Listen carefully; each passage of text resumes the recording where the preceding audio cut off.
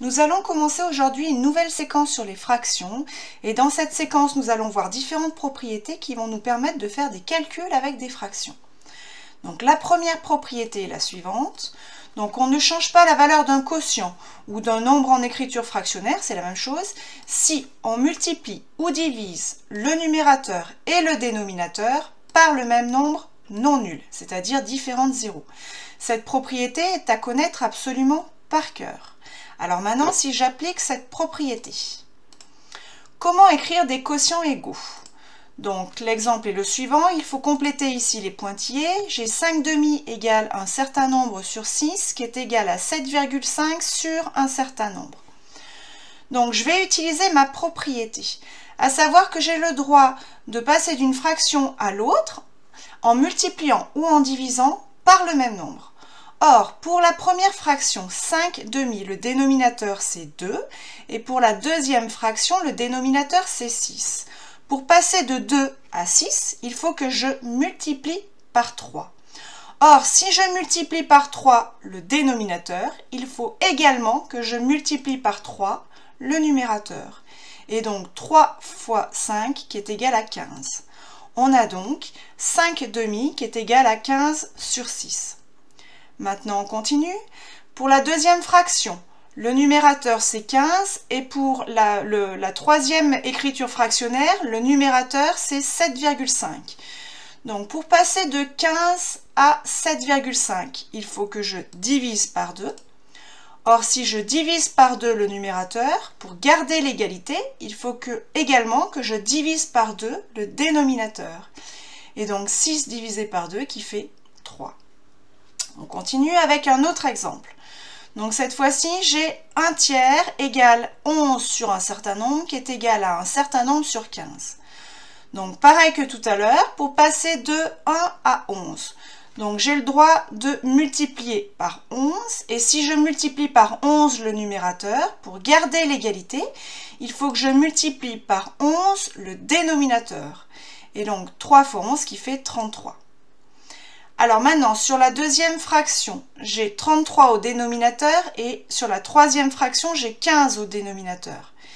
Il n'est pas du tout évident de trouver un nombre de telle sorte que 33 divisé par ce nombre donne 15.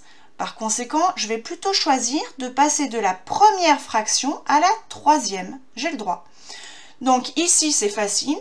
Pour passer de 3 à 15, je multiplie par 5, donc il va falloir que je fasse la même chose au numérateur, et donc 1 fois 5 qui fait 5. Voilà pour cette première série d'exemples. Maintenant, appliquons également cette formule pour simplifier des fractions suivantes. Alors, simplifier des fractions signifie qu'on veut avoir des fractions équivalentes, des fractions égales à celles qui nous sont proposées, mais dont le numérateur et le dénominateur sont des nombres plus petits, sont des nombres entiers, je précise, mais plus petits. Donc pour cela, on va chercher un diviseur commun au numérateur et au dénominateur. Donc par exemple, pour le premier exemple, j'ai 20 sur 40. Donc il faut que je trouve un diviseur commun à 20 et 40. Donc il y a plusieurs possibilités. 1 est un diviseur commun, 2 est un diviseur commun, j'ai aussi 5, 10 et 20.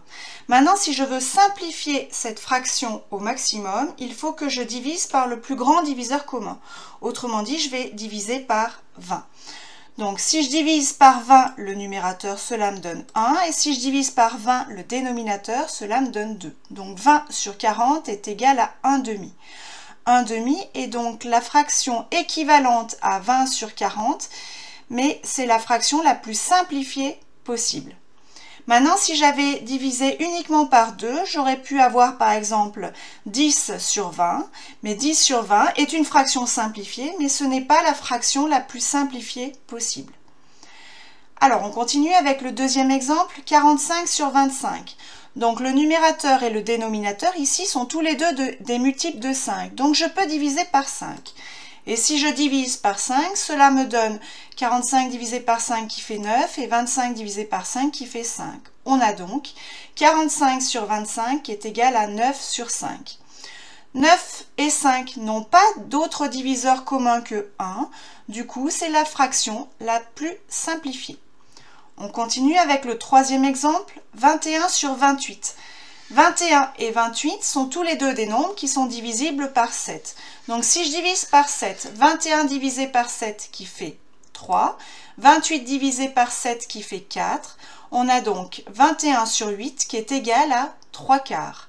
3 quarts, le seul diviseur commun entre 3 et 4 est 1, mais si je divise par 1, je ne change plus rien. Donc du coup, c'est la fraction simplifiée au maximum. Et voilà, c'est terminé pour cette vidéo.